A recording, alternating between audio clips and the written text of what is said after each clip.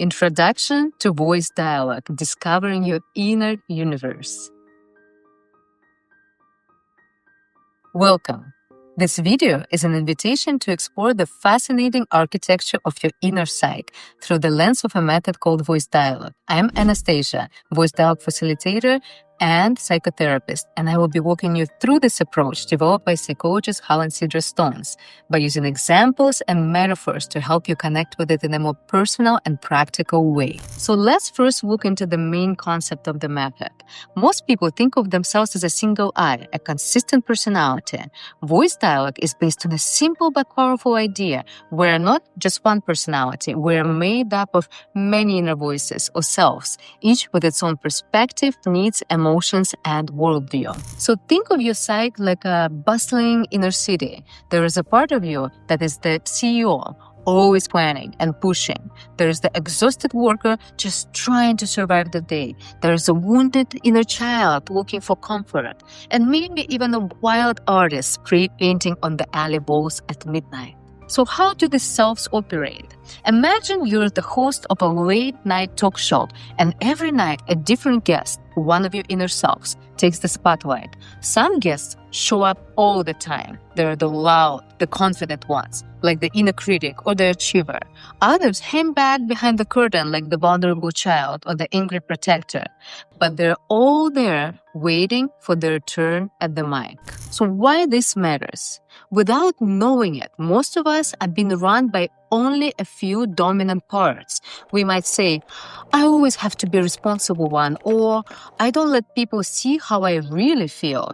That's not because we're wrong or broken. It's because certain inner voices got loud early in life and others got buried. So how do we get conditioned? When we're young, we quickly learn which selves get us approval, attention, or safety. So we start to favor those parts. Maybe the good girl or the responsible one take over. Meanwhile, the ones that feel inconvenient, like rage, neediness, or deep sadness, get pushed away. But disowned does not mean gone. These parts still alive in us. And when they're not acknowledged, they show up in our triggers, our relationships, and our dreams. So why awareness matters? Voice dialogue is not about fixing anything. It's about listening to all of it.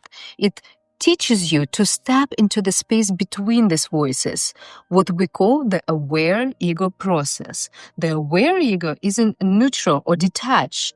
It's conscious.